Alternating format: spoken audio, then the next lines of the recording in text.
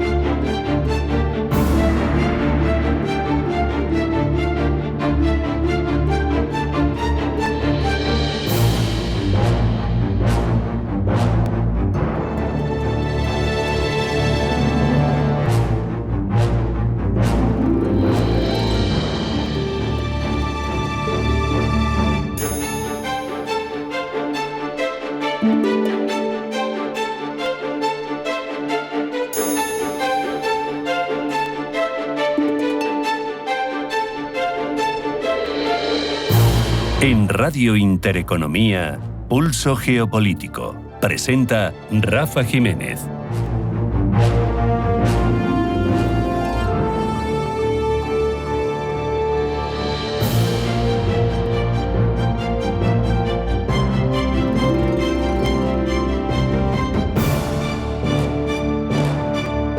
Bienvenidos al Pulso Geopolítico de Intereconomía, en el que reflexionamos sobre la explosiva reunión entre Donald Trump y Volodymyr Zelensky en la Casa Blanca y en todo lo que ha generado después, y también en lo que supone a futuro. Lo que debía ser un encuentro clave para consolidar el apoyo de Estados Unidos a Ucrania terminó en un espectáculo bochornoso de humillación y reproches transmitido en vivo ante los ojos del mundo. No hubo firma, obvio, del acuerdo previsto. El presidente y su vicepresidente, J.D. Vance, hicieron una encerrona a Volodymyr Zelensky. Trump criticó el atuendo de Zelensky, su traje de guerra. Vance interrumpió varias veces al presidente de Ucrania, desacreditó su relato. El mensaje de Washington al final es claro. Zelensky ya no es un interlocutor de primera línea para Trump y su visita a la Casa Blanca deja en evidencia que Ucrania no tiene garantizado el apoyo incondicional de Estados Unidos. Vamos, para muchos una emboscada en toda regla, con periodistas presentes, televisándose la encerrona, y después de que Donald Trump, en su momento previo a esa entrevista, tachara a Zelensky de dictador, de que Estados Unidos, algo inédito, votar en las Naciones Unidas con Rusia y con Corea del Norte en contra de una resolución que pedía el fin de las hostilidades, y también reafirmando el compromiso de la organización con la integridad territorial del país. Votó en contra de eso, votó a favor, sin embargo, de un texto muy suave con Rusia que no menciona invasión en ningún momento y que al final no es más que un texto a medida del propio Vladimir Putin. Todo mientras Europa intenta recuperar, ganar peso en la política global. Si Trump dejaba claro que su prioridad no es Ucrania, en el otro lado del Atlántico, los líderes europeos se intentan poner manos a la obra. Keir Starmer trata de asumir ese rol de liderazgo en Europa. Organizaba el encuentro con los principales líderes europeos. 11 estados miembros de la Unión con sus jefes de Estado, sus homólogos noruego y canadiense, el ministro de Asuntos Exteriores turco, los presidentes de la Comisión y del Consejo Europeo, el secretario general de la OTAN.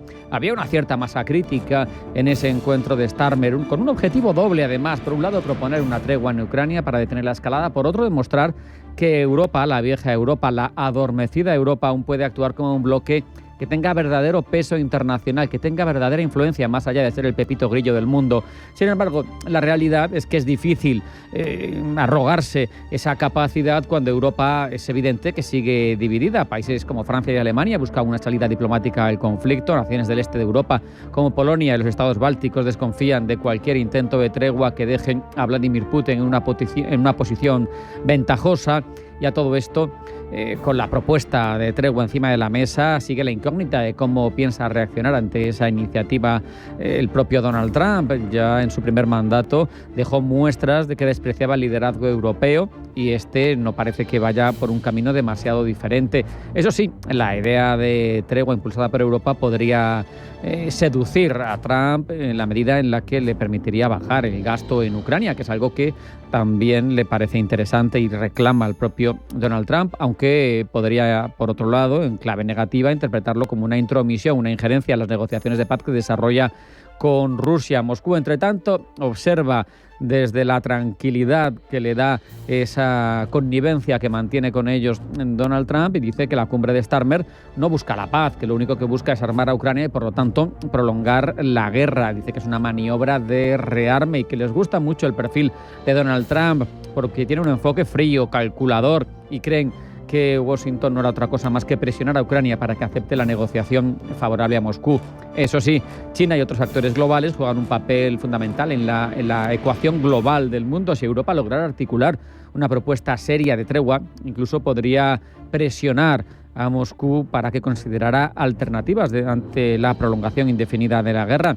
Pero en cualquier caso, todo esto no es más que un momento de reconfiguración geopolítica global. Estados Unidos ya no es el garante inquebrantable del orden occidental, como lo venía siendo desde finales de la Segunda Guerra Mundial. Europa, la vemos, lucha en la medida de sus posibilidades para no quedar relegada. Rusia sigue jugando con su estrategia que ya empezó en 2014 y probablemente antes, poquito a poquito, para intentar sacar su rédito. Lo que ocurra en las próximas semanas va a definir el futuro de la guerra en Ucrania, pero sobre todo el papel que va a jugar cada uno de los actores en el nuevo orden internacional, donde las alianzas tradicionales están siendo conculcadas y donde el equilibrio de poder no se ha redefinido de una forma lo suficientemente sólida. Hay un apunte de esperanza para el viejo continente. Si en todo esto parece que está faltando el liderazgo de Alemania, porque todo va pilotado por Francia y Reino Unido, parece ser que el gobierno que se prepara en Berlín quiere dejarse de monsergas y empezar fuerte. Quizá por eso habla de la probable futura coalición habla de una inversión de hasta 500.000 millones de euros en defensa y otros 500.000 millones de euros en infraestructuras, lo que sería bastante notable y muy distinto de lo que se ha venido haciendo hasta ahora. La presidenta de la Comisión, Ursula von der Leyen, propone un ejército europeo de 800.000 millones, que eso a su vez tiene dos lecturas, una positiva, por fin hay decisión, una no negativa, pero quizá escéptica, y es la cuestión de que vamos tarde, ni siquiera se ha aprobado ese presupuesto, no hay tal ejército. ¿Qué capacidad tiene realmente para ser un actor relevante la Unión Europea? En cualquier caso, como dice el refrán, más vale tarde que nunca, veremos. Vamos ya a hacer un pequeño alto en el camino, una parada a la vuelta, titulares más relevantes que elabora Blanca el Tronco. Una parada, pero no se vayan porque sigue Pulso Geopolítico en Intereconomía.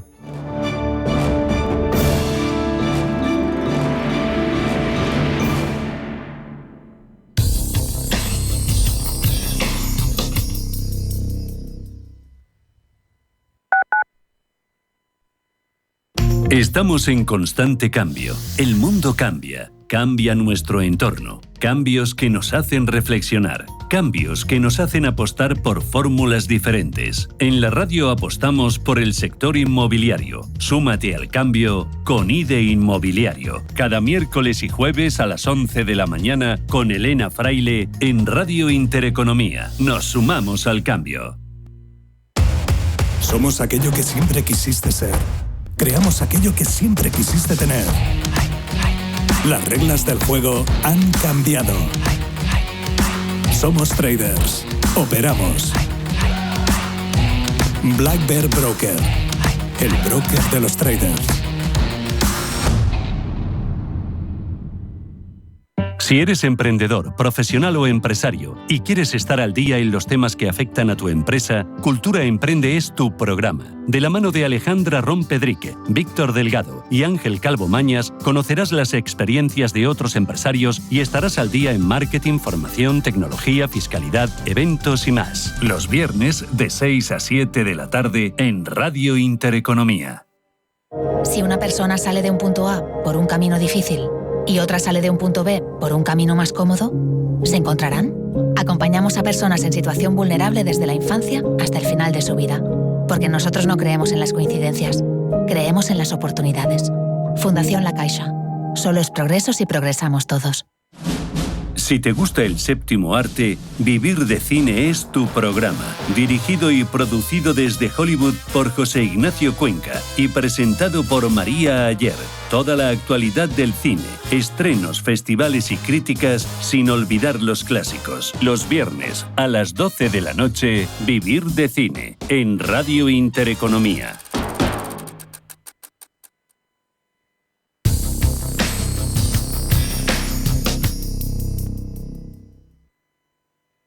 Radio Intereconomía, la radio de los negocios para estar bien informado. Eres lo que escuchas.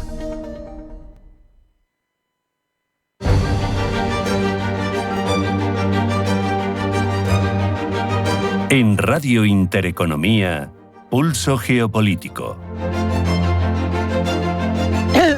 Vamos ya con las cuestiones más relevantes de ámbito internacional que han llegado a nuestra redacción y que elabora cada día para nosotros Blanca del Tronco. Blanca, bienvenida, buenas tardes. Buenas tardes. Comenzamos en Alemania. Allí un coche ha atropellado a una multitud en la ciudad de Mannheim. Según medios locales, al menos una persona habría perdido la vida. Algunos de los presentes han relatado que son varias las personas que yacen en el suelo, algunas con heridas de gravedad. La policía local está llevando a cabo una operación policial en el centro de la ciudad sin dar más detalles. El atropello ha tenido lugar cuando miles de personas se reúnen en ciudades de todas las regiones alemanas para los desfiles que conmemoran la temporada de carnaval.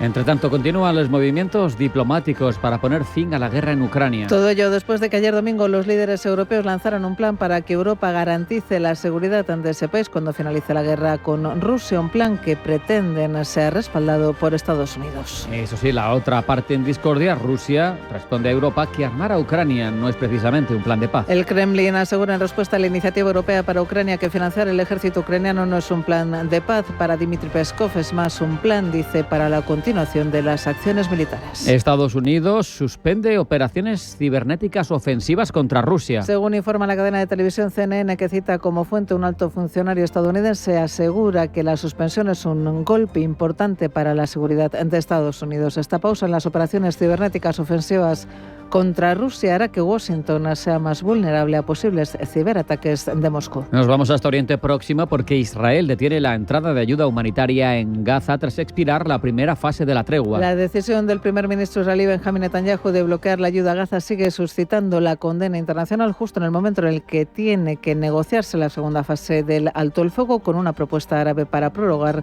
2 semanas la primera fase del acuerdo. Egipto acogerá mañana una cumbre extraordinaria de jefes de Estado de la Liga Árabe que estará centrada en la causa palestina en medio de la incertidumbre sobre la continuidad del alto el fuego. Seguimos en la zona con un muerto y 4 heridos en un apuñalamiento terrorista en Haifa, en el norte de Israel. Un hombre de 70 años ha muerto y otras 4 personas han resultado heridas al ser apuñaladas en la estación central de autobuses de Haifa, en el norte de Israel, en un acto que la policía israelí ha calificado como un ataque terrorista y cuyo perpetrador ha sido abatido en el lugar. El último ataque similar se produjo el pasado jueves 27 de febrero, un atropello colectivo en el norte de Israel perpetrado por un palestino procedente de la ciudad cisjordana de Jenin, cuyo campo de refugiados es objeto desde hace más de un mes de una macrooperación del ejército israelí que ha causado decenas de muertos. Saltamos el Atlántico para ir hasta Estados Unidos porque allí se impondrán mañana aranceles a México y Canadá. Donald Trump firma a inicios de febrero la imposición de aranceles del 25% a México y Canadá en represalia por el tráfico de fentanilo, pero aplazó su entrada en vigor hasta este 4 de marzo después de que esos 2 países accedieran a reforzar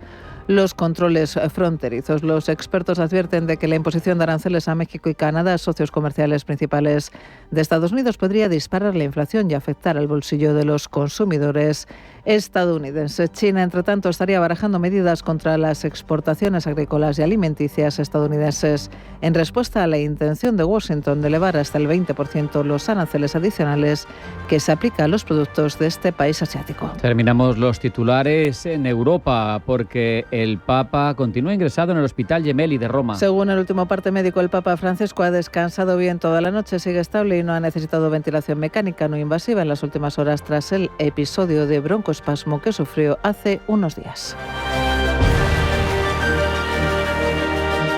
En Radio Intereconomía, Pulso Geopolítico.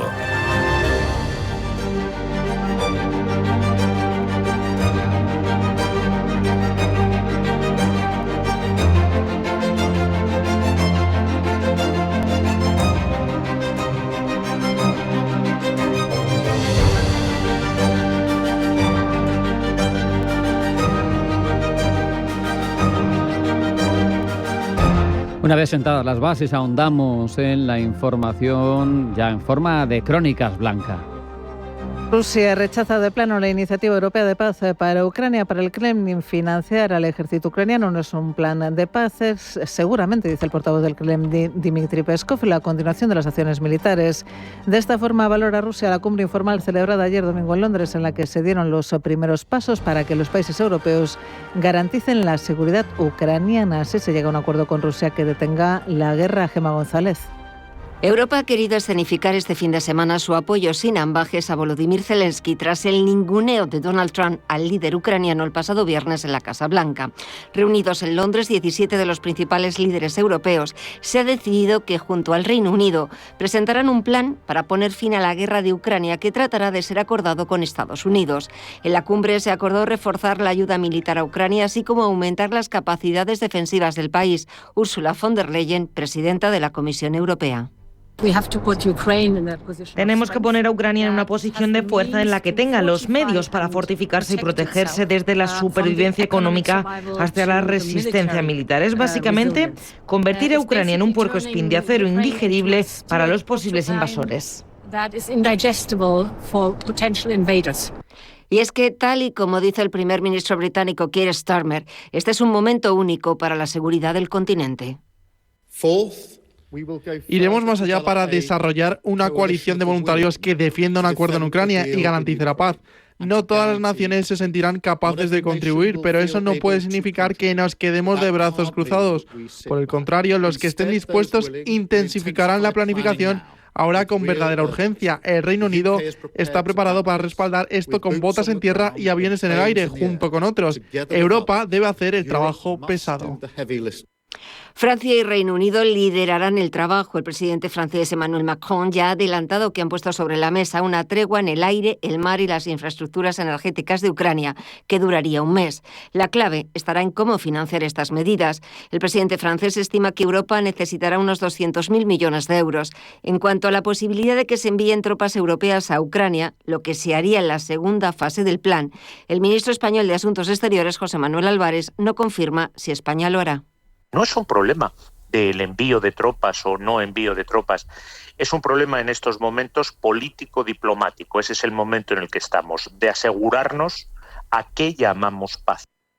Escéptica también con el envío de tropas se ha mostrado la primera ministra italiana. Para Giorgia Meloni no hay que dejarse llevar por las emociones tras lo ocurrido el viernes entre Donald Trump y Volodymyr Zelensky en la Casa Blanca. Para Meloni lo importante es lograr una paz justa y duradera para Ucrania. Será este jueves en Bruselas, en la cumbre extraordinaria de líderes europeos, cuando se debata y se podría anunciar la intención de incrementar el gasto en defensa tanto a nivel individual como a nivel conjunto de la Unión Europea. Y en Londres estuvo también el presidente ucraniano Volodymyr Zelensky, para quien antes de todo hay que decidir las garantías de seguridad. Como resumen de estos días, dice Zelensky, un apoyo claro de Europa más unida, más disposición a cooperar. Lo principal es que la paz sea real, se necesitan garantías reales de seguridad y esta es la posición de toda Europa, de todo el continente. El presidente Zelensky ha querido agradecer además el apoyo de Estados Unidos. Por supuesto, somos conscientes de la importancia de Estados Unidos y estamos agradecidos por todo el apoyo que hemos recibido de los Estados Unidos. De América no ha habido un día en el que no sintamos esta gratitud, porque es gratitud por preservar nuestra independencia y nuestra firmeza. Desde Estados Unidos, sin embargo, siguen convencidos de que Zelensky no quiere la paz. Howard Lutnick es el secretario de Comercio de Estados Unidos. Y este lunes hemos conocido, por cierto, que Estados Unidos ha suspendido las operaciones cibernéticas ofensivas contra Rusia, según informa la cadena de televisión CNN, que cita como fuente a un alto funcionario estadounidense que asegura que la suspensión es un golpe importante para la seguridad de Estados Unidos. Esta pausa en las operaciones cibernéticas ofensivas contra Rusia hará que Washington sea más vulnerable a posibles ciberataques de Moscú. Esto en lo que representa Ucrania. En Oriente Medio sube también la tensión después de que Benjamín Netanyahu haya anunciado la suspensión de la entrada de ayuda a la Franja de Gaza tras denunciar la negativa de Hamás a aceptar los términos de Estados Unidos aprobados por el gobierno israelí para prolongar la primera etapa de alto el fuego en el enclave palestino que expiró este pasado sábado. Para Netanyahu, el grupo islamista tiene el control de todos los suministros y bienes enviados a la Franja de Gaza. Es por eso que el mandatario israelí asegura que se acabaron las comidas gratis. Las conversaciones ahora mismo se encuentran en punto muerto. Eso sí, seguirán los pasos encomendados por la administración Trump. Anoche tuve un debate sobre seguridad con la intervención del ministro de Defensa, los jefes de acción y los líderes del sistema de defensa. Al final de la discusión decidimos los próximos pasos. Israel adopta las líneas del enviado del presidente Trump, Steve Witkoff, para un alto el fuego temporal durante el periodo del Ramadán y pese a que estamos totalmente alineados con el presidente Trump. Netanyahu ha enviado además sus más profundas condolencias a la familia del hombre asesinado este lunes en un apuñalamiento múltiple en la estación central de Haifa, en el norte de Israel, que ha achacado a un ataque terrorista. Un hombre de 65 años ha muerto y otras 4 personas han resultado heridas al ser apuñaladas en la estación de Haifa en un acto que la policía israelí también ha calificado como un ataque terrorista y cuyo perpetrador ha sido batido en el lugar. Por el momento no han trascendido más detalles sobre la identidad del atacante. El último ataque similar se produjo el pasado jueves 27 de febrero tratándose de un atropello colectivo en el norte de Israel perpetrado por un palestino procedente de la ciudad cisjordana de Jenin, cuyo campo de refugiados es objeto desde hace más de un mes de una macrooperación del ejército israelí que ha causado decenas de muertos. Y hoy en Barcelona, uno de los eventos tecnológicos más influyentes del planeta, el Mobile World Congress, aterriza con su lema de esta edición: converger, conectar y crear. Llega más tarde de lo habitual, ya que el ente organizador, el GSMA, no quería solapar el encuentro con el Año Nuevo chino y provocar un descenso notable en la participación de empresas. Pablo Llanoné. Y este retraso no es para menos, ya que la presencia de China ha sido una de las razones de que se superen los más de 100.000 asistentes desde el año 2019. El evento se ha convertido así en un espacio de diálogo para las multinacionales, pero también en un campo de batalla. Más de 2.700 empresas exhiben sus avances en torno a las telefonías móviles, impulsadas por el espectro 5G, un elemento base para el crecimiento económico, como anunciaba ayer el director del Global Systems for Mobile Communications Association, también conocido como GSMA, Mats Granryd. Estas increíbles ondas electromagnéticas impulsan nuestra industria. El espectro, se podría decir que es responsabilidad de la industria lograr el crecimiento económico. Necesitamos más especificaciones y la planificación es vital. Hacer esto bien beneficiará a miles de millones. Sí, actualmente conectamos a casi 6.000 millones de personas, lo que significa que esta es una industria como ninguna otra. El objetivo para el sector móvil es representar el 8,4% del PIB global para el año 2030. Para llegar a este momento son muchas las guerras que se libran en silencio, en muchos casos a través de sanciones silenciosas, un tira y afloja protagonizado por empresas estadounidenses y chinas. Hoy, precisamente, miden sus fuerzas en Barcelona en términos de 5G. En el frente estadounidense nos encontramos con Qualcomm, compañía que desde el 2016 lidera el lanzamiento de redes 5G. Hoy se ha hecho notar con su avance en tecnologías inalámbricas tras anunciar su módem Qualcomm X85 5G, diseñado para ofrecer una conectividad más rápida y eficiente. Permite alcanzar velocidades de descarga de hasta 12,5 gigabits por segundo, es decir, 10 gigabits por segundo por encima que el 5G normal. A tales efectos optimiza la cobertura y el consumo de energía y lo hace a través de capacidades de, como no, inteligencia artificial, en este caso una tecnología más habilitadora que central. Qualcomm se ha convertido así en el plato fuerte del menú estadounidense, a expensas, eso sí, de lo que tengan que ofrecer otros gigantes como Cisco Systems, Verizon y AT&T. El frente chino, por su lado, está liderado por Huawei, a pesar de sus restricciones internacionales. Viene con fuerza, tras haber conquistado más de 10.000 metros cuadrados de la nave del primer pabellón del Congreso, un símbolo de poder sin igual. Su papel en torno al 5G estará marcado, como anunciaba Li Peng, líder de Huawei Europa, por el 5.5G, un paso intermedio para llegar al 6G. Sigue así la estela brillante de Qualcomm, que de momento se ha adelantado. Detrás de este conflicto por el poder en torno al 5G subyace el rol de España como anfitrión de esas tecnológicas. Y es que a nivel geopolítico, España se trata de un enclave fundamental para el tránsito de redes y la conexión intercontinental, como apuntaba el rey Felipe VI en la cena previa al inicio del encuentro. España cuenta también con más de 190.000 estaciones de telecomunicaciones móviles y una extensa red de cables submarinos que la conectan con Europa, África y América.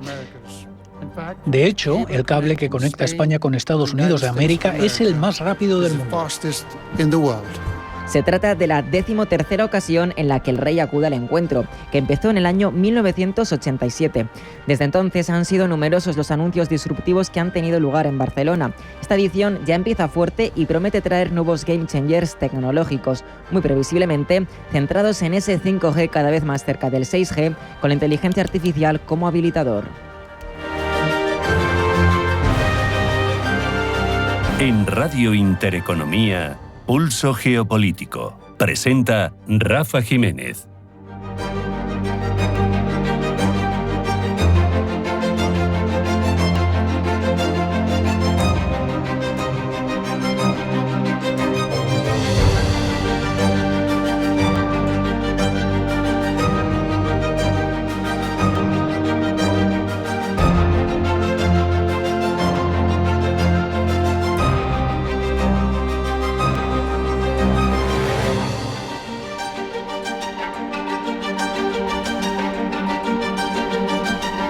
Vamos a repasar a continuación lo más relevante de las cabeceras internacionales, de las principales, cómo interpretan esa actualidad geopolítica los principales rotativos del mundo, una labor que elabora y que desarrolla siempre para nosotros Pablo Llanone. Pablo, bienvenido, buenas tardes. Buenas tardes. Hablamos de la cumbre de Londres, donde Europa se posiciona a favor de Volodymyr Zelensky, un apoyo que contrastan, como saben, sin duda, con el enfrentamiento que mantuvo con Donald Trump en la Casa Blanca. Pues bien, hacemos un repaso relámpago de lo que dicen las cabeceras del oeste al este del globo y empezamos, Pablo, por Estados Unidos. Destacamos el rotativo Fox News, que es pro-Trump. Se hace eco de las críticas que han llovido encima de los líderes europeos por sus publicaciones en X a favor de Zelensky. Roberta Metsola, Ursula von der Leyen, Valdis Dombrovskis y Antonio Costa publicaron el mismo mensaje diciendo: sé fuerte, sé valiente y no tengas miedo. Pues bien, para los usuarios de las redes sociales, este discurso conjunto se traduce en la prueba de que la Unión Europea está compuesta por bots. Volvemos a Europa. En Reino Unido, The Guardian, canon del discurso occidental, dice que el viejo continente tiene mucho que hacer antes de influir en las negociaciones de paz. Europa y el Reino Unido esperan estar a punto de formar una coalición militar a favor de Ucrania que requiere que suficientes países dentro de la OTAN lo apoyen. También necesitan que Zelensky arregle sus relaciones con Donald Trump después de la reunión del viernes en la oficina Oval. Nos vamos a la visión liberal de la prensa ucraniana, en concreto Ukrainskaya Pravda. Informa de que para Sergei Lavrov los planes de desplegar fuerzas de paz europeas en Ucrania tratan de incitar, dice, a Ucrania a la guerra contra Rusia. Como era de esperar, el medio pro-Putin Russia Today se jacta del polémico encuentro y de los resultados del polémico encuentro entre Trump y Zelensky. Y saca buen provecho de las siguientes declaraciones del secretario de Comercio de Estados Unidos. Zelensky dice no estaba allí para hacer las paces, estaba allí para llegar a algún tipo de acuerdo imaginario que tenía en mente. Eventualmente eso simplemente siguió su curso y Donald Trump dijo que no podía soportar más estas tonterías. Dejó muy claro que él es el pacificador y que si Zelensky no está interesado en la paz, entonces debería irse a casa y pensar en ello. A tales efectos, concluye el político, Washington no dará dinero a Kiev hasta que busque la paz. Finalizamos ese repaso en China, donde el medio estatal Global Times se hace eco de que Zelensky sigue dispuesto a firmar el Tratado de Minerales. A pesar de la reunión con el presidente estadounidense, el líder ucraniano aguarda la llegada de ese diálogo constructivo. Para los que no se acuerden, Global Times nos trae de vuelta el contenido de esas negociaciones. Incluía el establecimiento de un fondo conjunto de Ucrania y Estados Unidos, al que Ucrania contribuiría con el 50% de sus ingresos de la futura monetización de los recursos naturales, incluidos los minerales críticos, el petróleo y el gas. Miramos ahora hacia Oriente Próximo, a las negociaciones sobre la continuidad del alto el fuego. Siguen estancadas. Mientras Hamás insiste en pasar a la segunda fase, Israel quiere permanecer en la primera, porque así dejaría a sus tropas en Gaza. Nos preguntamos cómo informan de estas tensiones los medios de la región y empezamos con el medio de Qatar, con Al Jazeera, de los más críticos con el conflicto, Pablo. Destaca que los palestinos de Gaza temen pasar hambre y hambruna durante el Ramadán después de que Israel haya bloqueado, dice, toda la ayuda humanitaria al enclave. Y vemos en Arabia Saudí, desde allí el medio estatal promonárquico Al Arabiya se hace eco de que Riad condena la decisión de Israel de impedir la entrada de ayuda en Gaza. De esta manera, Arabia Saudí denuncia lo que considera una flagrante violación del derecho internacional y un atentado directo hacia las normas del derecho internacional humanitario. Asimismo, el reino ha renovado su llamamiento a la comunidad internacional para que pongan fin a estas graves violaciones israelíes. Pasamos al medio egipcio perseguido por Al-Sisi, el Madamasr.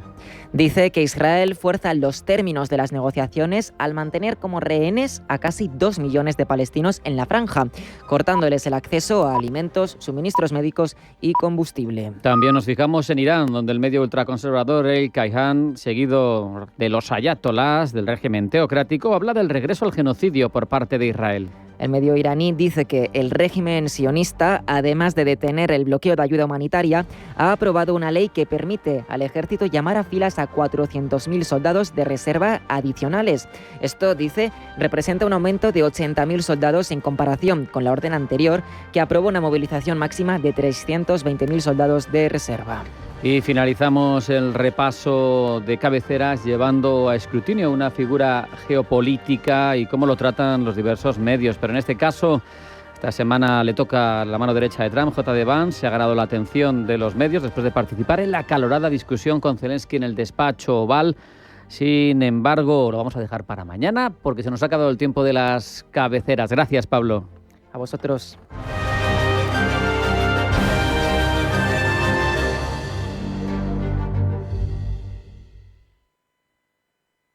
¿Tienes un bar, restaurante u hotel? No te pierdas HIP, Horeca Professional Expo, el mayor evento de innovación para hostelería. Descubre las últimas tendencias y productos en alimentación, bebidas, menaje, mobiliario, tecnología, maquinaria de la mano de más de 800 marcas expositoras junto a más de 700 expertos que presentarán las estrategias y claves para llevar tu negocio de hostelería a una nueva dimensión. HIP, del 10 al 12 de marzo en IFEMA Madrid. Entra en expohip.com y consigue tu entrada. ¿Sabías que las empresas con mayor diversidad suelen tener mejores resultados financieros? La estrategia Global Diversity Engagement de Nordea invierte en compañías líderes en diversidad y colabora con las que van por el mismo camino, porque la diversidad importa también en lo financiero. Descubre más en nordea.es. Estamos en constante cambio. El mundo cambia. Cambia nuestro entorno. Cambios que nos hacen reflexionar. Cambios que nos hacen apostar por fórmulas diferentes. En la radio apostamos por el sector inmobiliario. Súmate al cambio con IDE Inmobiliario. Cada miércoles y jueves a las 11 de la mañana con Elena Fraile en Radio Intereconomía. Nos sumamos al cambio. Radio Intereconomía. Una excelente plataforma para anunciar tu empresa, con una audiencia exclusiva, con poder adquisitivo medio-alto y que sabe lo que quiere. Teléfono 919992121 y en comercial @intereconomia.com. Radio Intereconomía, la radio de las empresas.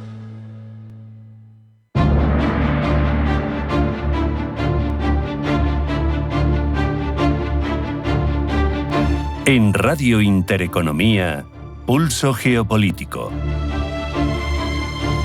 Hemos hablado ya de que el sur global es consciente de que se reconfigura un nuevo orden mundial, reclama otros equilibrios, un momento como este de crisis para el multilateralismo, se apoya en iniciativas como los BRICS, demanda voz, demanda voto.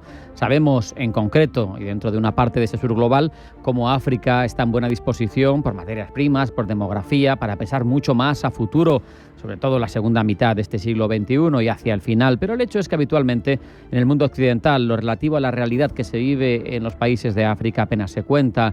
Y eso a pesar de que es un continente mucho más grande de lo que representan los mapas, que es pleno de materias primas, con una media de edad jovencísima y un crecimiento exponencial de esa población. Pues para hablar de África hemos invitado a Soraya Ibar Lafou, que es periodista y directora de Africa Mundi. Soraya, bienvenida, buenas tardes. Hola, ¿qué tal? ¿Cómo estáis? Oye, Soraya, recuérdanos lo primero, ¿qué es Africa Mundi? Háblanos de Africa Mundi. Bueno, Africa Mundi es un medio digital especializado precisamente en el continente africano y en español.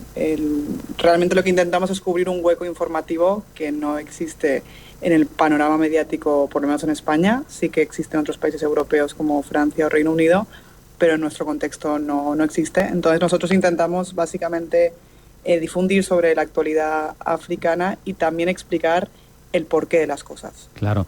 Y en ese afán por informar y explicar la realidad de África, también habéis querido reconocer los mejores trabajos periodísticos sobre la realidad de ese continente. De ahí los terceros premios de periodismo Africa Mundi. Cuéntanos un poco sobre esta tercera edición, el eco, los ganadores, algunas pinceladas, porque sería muy extenso.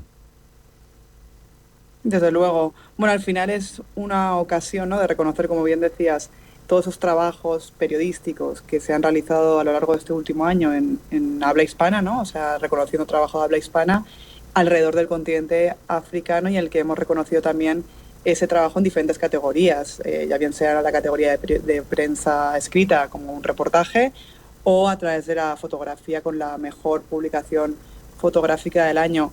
Pinceladas muy rápidas, se han reconocido trabajos, que han hablado del Tigray, que es una región al norte de Etiopía que ha sido asolada por el conflicto en los últimos años. Hemos hablado de Sudán en una mesa redonda. Se ha reconocido también trabajos sobre la FIAP, ¿no?, sobre esas críticas que se dieron hace ya unos meses a cómo la FIAP ejerce su influencia migratoria en países africanos. Y bueno, también otro hito a destacar, que es lo que intentamos también hacer en Africa Mundi, es quiénes vienen detrás de nosotros, quiénes son esos jóvenes talentos, claro, que también se están posicionando como periodistas del continente africano, y ahí también han tenido lugar. Soraya, hablabas de esa mesa en Sudán, y es precisamente un conflicto de gran calado en África, un impacto humano devastador, millones de personas que dependen de ayuda humanitaria, se habla de 9 millones de desplazados. ¿Cómo hablasteis de ello en el encuentro? Si se sacó alguna conclusión, ¿cómo está afectando a la población civil, ¿no?, la situación de la zona? Cuéntanos. Bueno, en el encuentro tuvimos 3 voces que creemos que son relevantes, ¿no?, para entender el contexto de Sudán. Por un lado, Mohamed, que es el presidente de Casa de Sudán en España, una organización de sociedad civil que demanda lo que está ocurriendo, ¿no?, y demanda ayuda humanitaria para la población civil sudanesa. Por otra parte, tuvimos a Esperanza Santos, que ella es responsable de la acción humanitaria de Médicos Sin Fronteras, que operan actualmente en Sudán, sobre todo en la frontera entre Sudán y Sudán del Sur, por la que pasan miles y miles y miles de personas al día. Y también contamos con Lola Hierro, periodista del País, que además ha estado recientemente en esa misma frontera que comentaba, ¿no? Realmente la mesa redonda giró en torno a la tremenda crisis humanitaria que existe ahora mismo en Sudán. Decías que 9 millones de desplazados, me atrevería incluso a subir esa cifra a 12,5 aproximadamente, muchos de ellos desplazados dentro del propio Sudán, pero también desplazados externos a países colindantes, no hacia Europa, ¿no?, sino Chad, Sudán del Sur, Egipto, Libia, etcétera. Es una lucha de poder entre 2 grandes hombres. No vamos a entrar a explicar cómo se ha dado este conflicto, pero básicamente es una lucha de poder entre grandes hombres por el control de un país que efectivamente es rico en minerales. No sé si se habló algo, porque muchas veces se echa de menos algo de colaboración por parte de las potencias más poderosas del mundo, sobre la reacción de las potencias extranjeras o incluso de las organizaciones internacionales en este conflicto que es de un calado tan grande, Soraya. Bueno, yo creo que realmente si tenemos que destacar algo, si hablamos de injerencia extranjera, es el interés de los países extranjeros por tomar parte del conflicto. Sudán, por ejemplo, es uno de los únicos países del mundo que produce goma arábiga. Goma arábiga es un emulsionante que se utiliza, por ejemplo, en la Coca-Cola, que es algo tan sencillo que todos los países occidentales utilizamos, incluso países de África, ¿no? Ya solo por eso hay un motivo más por el cual el país extranjero está interesado en llegar a Sudán, ¿no? Y trabajar en Sudán y extraer esa goma. Pero es que además se suma que un gran porcentaje de las reservas de oro del mundo también están en Sudán. Esto ha traído múltiples actores internacionales. Podemos hablar de Rusia, que recientemente además firmó un acuerdo naval para tener una base naval. También podemos hablar de Irán, podemos hablar de China, podemos hablar de la Unión Europea, de Estados Unidos.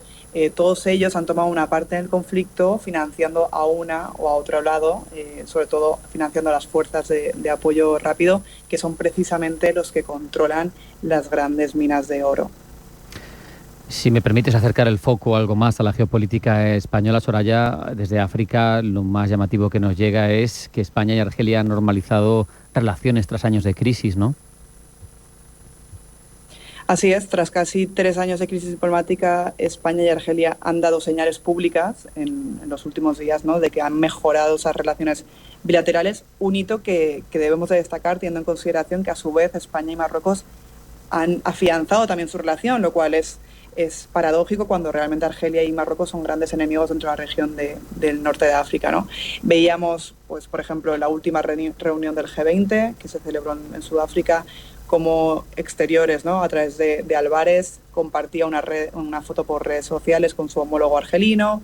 Veíamos también incluso como el presidente de Argelia, Tebboune, describía a través de un tuit a España como un país amigo, ¿no?, literalmente, y sin ir más lejos, ¿no?, y el último hito a destacar es la propia visita del ministro de Interior argelino a España. Se reunió recientemente con Marlaska en el contexto de frenar o procurar que esa inmigración irregular que está creciendo por la vía argelina, pues la puedan disminuir, ¿no? Pero bueno, debemos de destacarlo porque al final han pasado 3 años de gran crisis diplomática y se están dando cambios entre ambos. Supongo, Soraya, que África Mundi va a seguir con iniciativas como sus premios y sobre todo con su labor divulgativa de todo lo que sucede en África. Al menos así lo deseamos nosotros porque es necesaria, ¿no? Es así, esa vocación de continuidad, ¿verdad? Desde luego, nosotros creemos que debemos de continuar porque, sinceramente, si no lo hacemos nosotros, no lo hacen muchos más. Y porque además apostamos concretamente por el continente africano, por ese futuro, ¿no?, por el devenir de su juventud, de su urbanización, de esos movimientos sociales que debemos de contar también. Soraya Ibar Lafou, periodista, directora de África Mundi, un placer hablar contigo, muchas gracias, hasta la próxima. Gracias a vosotros, un placer.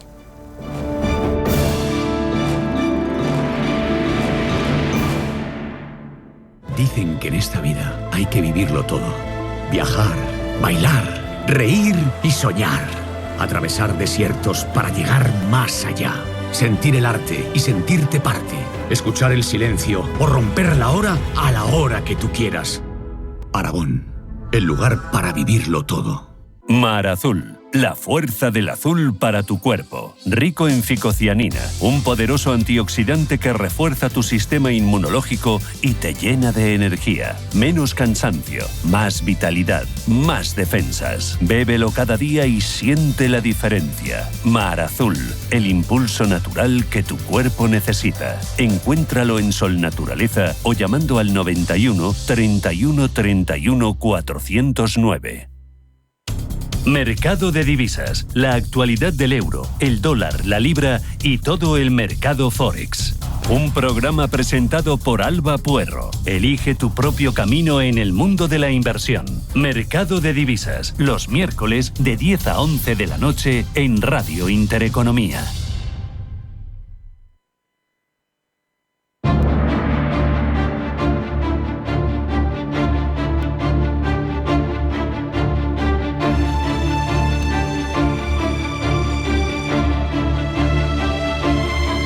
En Radio Intereconomía, Pulso Geopolítico.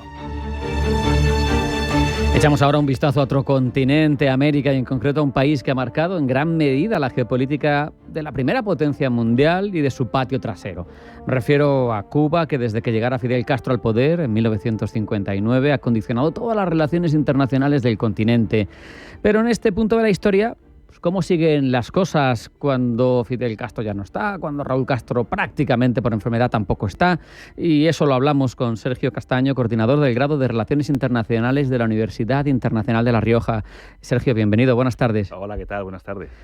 Como digo, tenemos un Raúl Castro con 94 años, creo de memoria, que ha sufrido y que está sufriendo las consecuencias de un cáncer de esófago, de garganta. Bueno, una persona muy mayor que seguro que intenta amarrar el régimen, pero que ya no está en primera línea, y Fidel Castro hace ya tiempo que no está. ¿En qué punto vemos a Cuba y a su geopolítica? Bueno, Díaz-Canel tampoco ha cambiado mucho la línea política de Cuba. Yo recuerdo, estuve en Cuba en el año 2008, cuando Fidel Castro dejó el puesto a Raúl, pensando que se acababa ya, que se acababa el castrismo con Fidel, pero lo continuó Raúl, y me choca que 16, 17 años después de mi visita a Cuba tampoco haya cambiado tanto la situación, y es más, yo creo que ha empeorado, porque la situación que se ha generado en los últimos años, con el embargo, con las dificultades que tiene Cuba para sacar adelante su economía, ha llevado a una situación interna mucho más complicada, en la que ya muchos productos básicos no están llegando ya no solo a la población cubana, sino ni siquiera a los hoteles que estaban suministrados por empresas de Estados Unidos o por empresas europeas, y tampoco hay algunos productos como tomates, o depende del momento, ¿no? Pero hay escasez ya de todo tipo de alimentos. Más allá de las fallas o no que pueda tener un sistema comunista, que seguro que con la experiencia soviética ya hemos visto, pero es innegable que muchos de los efectos de las carencias de ese régimen se deben a la ley Helms-Burton y a otras iniciativas que llevan bloqueando a Cuba desde hace décadas. Yo me pregunto, antes estaba el apoyo de la Unión Soviética, evidente, ¿no? ¿Cómo ha sido capaz de, en alguna medida, a pesar de esas carencias, reinventarse Cuba para, sin el apoyo soviético, ni una economía fuerte, ni ser autárquica, poder seguir resistiendo ahí pico y pala? Claro, aquí podemos hablar de las sanciones y qué efecto tienen esas sanciones. Hemos visto cómo en las últimas décadas se han impuesto sanciones a Irán, a Venezuela, a Cuba, a Corea del Norte, a Rusia en estos últimos años, y las sanciones no tienen el efecto que buscan los países que las imponen, de debilitar a los gobernantes que están al frente de estos países.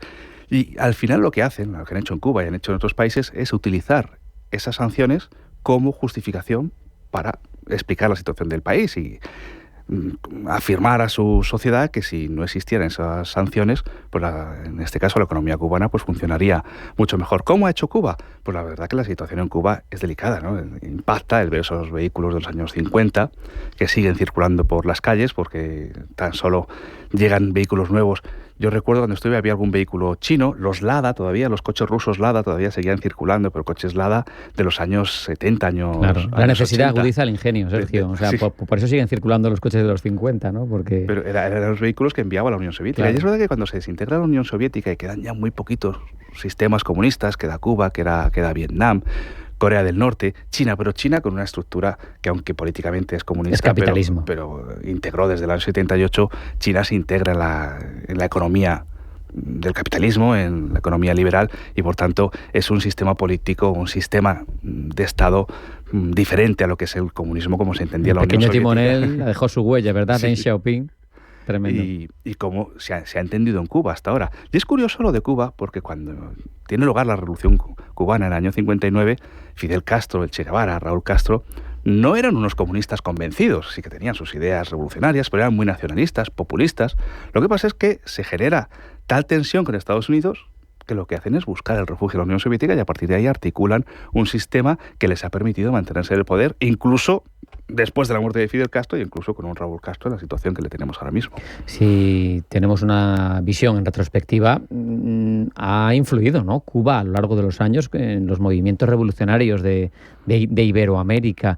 Yo no sé hoy por hoy si tiene en la geopolítica de la zona, Sergio, una cierta capacidad todavía de influencia en Iberoamérica. Sigue siendo un referente para algunos sectores políticos. No cabe duda que el triunfo de la Revolución Cubana representa todo un icono para muchos movimientos revolucionarios, muchos movimientos marxistas, leninistas que había en América Latina, en concreto en Colombia, ¿no? En Colombia había una situación política delicada, en donde había dos grandes fuerzas, los liberales y los conservadores, y ahí irrumpen los grupos marxistas-leninistas que se consagran en las FARC con el ELN, y lógicamente el triunfo de la Revolución Cubana confirma que la victoria en ese tipo de modelo revolucionario será posible.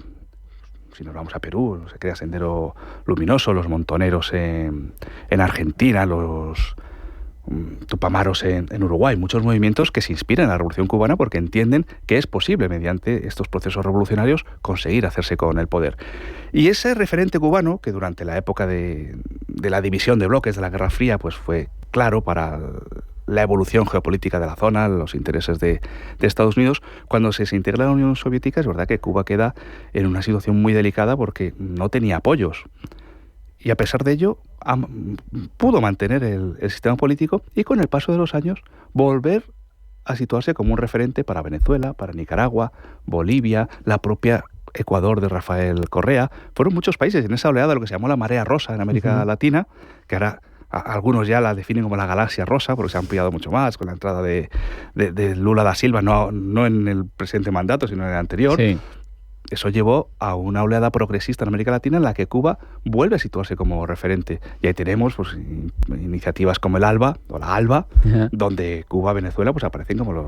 Fíjate, quería preguntarte en concreto, dentro de todo ese panorama, que es un escenario muy amplio donde ha influido, pero por Venezuela, porque Venezuela tiene ya un recorrido de polémicas, de legitimidad o no legitimidad, y al final el referente en el que se miraba Hugo Chávez en su momento y en el que se supone que se mira Nicolás Maduro es Cuba, ¿no? ¿Hasta qué punto depende ese régimen que dejó Chávez de la asesoría cubana en materia, pues yo qué sé, de seguridad, de una fuerza de inteligencia muy potente, de una doctrina, vamos a decir, que por lo menos sirva para mantener el control del país? Claro, cuando aparece Hugo Chávez y se enfrenta de forma directa a Estados Unidos y no quiere que haya presencia de Estados Unidos, ni siquiera para luchar contra el narcotráfico, porque la DEA tenía presencia en varios países, en concreto Colombia y México tenía una gran presencia, y Hugo Chávez expulsa a la DEA y de igual manera tiene que buscar apoyos, y busca apoyos regionales, luego busca apoyos internacionales, que los encuentra en Irán, y años más tarde el régimen venezolano ha encontrado apoyos en Rusia y en China, pero en aquel momento se establece una alianza muy sólida entre Venezuela y Cuba. Cuba no tenía recursos energéticos, los encuentra en Venezuela, y Cuba tenía pues algunos aspectos como lo que comentabas, la inteligencia, la sanidad, mucho más desarrollados que en Venezuela, y ahí hay un acuerdo político, económico y en otro tipo de ámbitos que refuerza las relaciones entre Cuba y Venezuela y lleva a Hugo Chávez primero y a Nicolás Maduro después a entender que, a pesar de la apariencia democrática que ha tratado de presentar siempre Venezuela, pero que la manera más efectiva de mantenerse en el poder y de controlar a la sociedad era siguiendo los pasos del régimen cubano, estableciendo un partido fuerte, un partido que controlara todos los aspectos de la vida social, de la vida política, de la vida económica, y ahí tenemos cómo Venezuela evoluciona hacia un sistema muy parecido a lo que lleva siendo Cuba durante muchos años, y lo hemos visto, ¿no?, en las últimas elecciones, como a pesar de las evidencias que se han dado igual las actas. Han dado igual las actas y Nicolás Maduro sigue al frente del país. Has introducido en tu respuesta un elemento interesante porque Cuba no tiene la fuerza que tenía antes y eso, a su vez, no sé si es solo eso, pero ha permitido que esos espacios de orientación de izquierdas en algunos de los países de Sudamérica sean ocupados por actores, no sé si mucho mejores que Cuba para Occidente, como Rusia, como China en la parte geoeconómica, pero Rusia de forma global o incluso Irán. No sé si se sale ganando, si se pierde, pero es curioso, claro, ¿no? Hay que buscar apoyos. A Venezuela y a Cuba se les estaba aislando desde Estados Unidos, desde muchos países de América Latina, países que estaban bastante vinculados con Estados Unidos, como era Perú, como Colombia. Y en este escenario aparecen Rusia, China, Irán. Yo he estado en los 3 últimos años, he estado visitando varios países de América Latina por un proyecto de investigación analizando el impacto de Irán en América Latina, en concreto. He publicado algún artículo sobre ello, y es interesante analizar cómo a partir del vínculo económico que existía entre Venezuela e Irán por el petróleo se articula toda una estrategia de colaboración en la que Irán empieza a ganar presencia en América Latina, primero con los países más próximos a Venezuela, con Cuba, con Nicaragua, con la Bolivia de Evo Morales, y posteriormente abriendo embajadas en otros países y creando un canal de televisión como es Hispan TV, un canal que ha tenido un impacto político clave, tanto aquí en España... tanto dio que hablar, ¿verdad? Aquí en España, Pablo Iglesias se hace famoso en Hispan TV y Pablo Iglesias termina siendo vicepresidente del gobierno. Y en América Latina también han apoyado a muchos de los gobiernos progresistas, como el de Colombia, como fue el caso de Rafael Correa en Ecuador. Y esto sigue una línea muy similar a la que inició Rusia con su canal de televisión RT o China con CGTV también. Canales que emiten en español y apoyan a los partidos políticos o gobiernos que ya están en el poder, que aunque ideológicamente no son afines, porque no tiene nada que ver la ideología de Nicolás Maduro, ¿no? El modelo de Venezuela. Con el régimen teocrático de Irán. De Irán, por ejemplo. Pero sí que hay intereses comunes. Y esos intereses comunes están en actuar contra Estados Unidos y contra lo que ellos llaman la hegemonía de Occidente. Hablábamos de que la Unión Soviética sostenía a Cuba y ahora estás tú mencionando algunas de esas relaciones que implican a otros actores modernos. ¿Cuál es la relación actual entre Cuba, Rusia y China? O sea, de Cuba con Rusia, de Cuba con China. Pues las relaciones se sustentan en actuar contra el que se ha considerado durante muchos años el enemigo común, que era Estados Unidos. Actuar, se ha dicho siempre, en el patio trasero de Estados Unidos. Y ahí está la estrategia de Donald Trump. Donald Trump no quiere que Rusia y China sigan aglutinando países que son contrarios a los intereses de Estados Unidos, y por eso ahora Donald Trump se está aproximando a Rusia y está tratando de cambiar el tablero geopolítico. Pero las relaciones con estos países son una evidencia. Y es que es más, estos países, a través de sus embajadas, a través de todos estos instrumentos que hemos estado hablando, tienen un apoyo importante. Yo, en estos años que estuve ahí haciendo la investigación, me entrevisté con varias personas, sobre todo en México, y me encontraba con profesores de la Universidad Nacional Autónoma de México que habían estudiado en la Unión Soviética. Claro. Y mantenían los vínculos con Rusia. Y eso es algo que ideológicamente va calando, tiene un peso muy fuerte, y que Andrés Manuel López Obrador ganara las elecciones en México después del largo recorrido que llevaba, ¿no? Pero que consiguiera la victoria y que ahora Claudia Sheinbaum haya continuado el legado de López Obrador, en parte es gracias a ese apoyo ideológico, ya no digo un apoyo directo, pero sí un apoyo ideológico que lleva a que a través de todos estos instrumentos diplomáticos y de poder blando en general, lleguen a concienciar a muchas personas de la necesidad de un cambio. Es curioso por lo que apuntas, como gotea, ¿no? El pensamiento universitario, como el soft power, el poder blando, se puede ejercer también por la geoeconomía, como hace China, pero es muy curioso cómo ha ido evolucionando y cómo puede marcar la deriva de los países ideológica. Te quería preguntar, tenemos 3 minutos, pero 2 apuntes. Uno, con el cambio de doctrina en el uso de las armas nucleares de Putin, nos viene a la cabeza la crisis de los misiles. ¿Tuvo algún papel? No lo sé si es público, si se han abierto registros o no, o elementos confidenciales, Fidel Castro en todo aquello. Al final Fidel Castro le dejaron un poco al margen. Porque claro, Fidel Castro dice, después del intento fallido de invasión de la Bahía de los Cochinos, dice, no me queda más remedio que aproximarme a la Unión Soviética. Claro. A partir de ahí se articula todo para crear el Partido Comunista de Cuba, pero en la crisis de los misiles fue tal la tensión que Khrushchev ignora en cierto momento a Fidel Castro. Esto lo manejo yo. Esto porque estábamos al borde ya no de una tercera guerra mundial, sino del fin de la humanidad, porque la escalada nuclear había sido ya de dimensiones importantes. Eran conscientes todas las grandes potencias que después de las bombas de Hiroshima y Nagasaki la destrucción de la humanidad era posible, y ahí cede la Unión Soviética con Khrushchev, y a Fidel Castro le dejan un poco al margen. Fidel Castro lideraba la Revolución Cubana, era la cara visible, pero esto alcanzó unas dimensiones mucho más amplias en las que Cuba, pues al final jugó el papel de... El que tenía que jugar. Sí, de protagonista sobre el terreno, pero no de tomar las grandes decisiones. Es llamativo hablar de esto, sin blanquear a Putin ni mucho menos, pero Kennedy estaba con el dedo en el botón rojo porque sentía una amenaza nuclear a 90 millas náuticas de su territorio, que es la distancia que separa Cuba de Florida. Putin tiene el dedo en el botón rojo, Ucrania hace frontera con Rusia y Polonia hace frontera con Rusia, y ahí, con Bielorrusia, pero está Kaliningrado, hay armas nucleares, y hay armas nucleares apuntando a Moscú.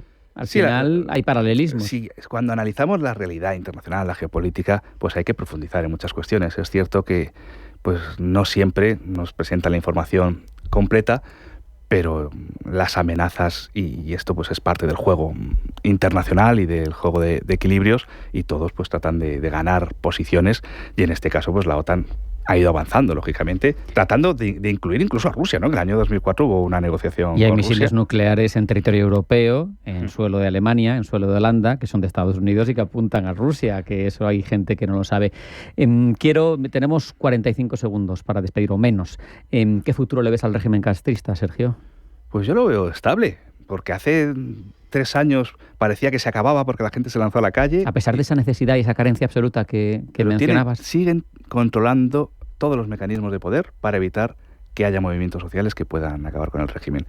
Y mientras ese sistema siga siendo tan sólido, ya puede haber carestía económica de bienes de primera necesidad, que el régimen cubano va a seguir subsistiendo. Con esa reflexión nos vamos a quedar. Sergio Castaño, coordinador del grado en Relaciones Internacionales de la Universidad Internacional de La Rioja. Muchas gracias. Como siempre es un placer recibirte, Sergio. Un abrazo. Muchísimas gracias. Hasta la próxima. Hasta la próxima. No hay tiempo para más. Hasta aquí llegamos en Pulso Geopolítico de Intereconomía. Sean felices, pasen buena tarde y mañana más.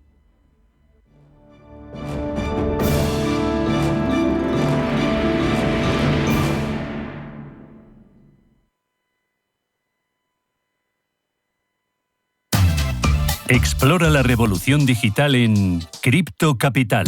Cada viernes en Radio Intereconomía, los visionarios de las criptomonedas te traen lo último del ecosistema digital. Bitcoin, Ethereum y mucho más. Aprende de los gigantes del ecosistema digital y sumérgete en el mundo de las criptomonedas. Sintoniza y sé parte del cambio. Cada viernes a las 10:30 de la mañana en Capital Intereconomía. Cripto Capital, tu cita con el futuro. Radio Intereconomía, la radio de las empresas.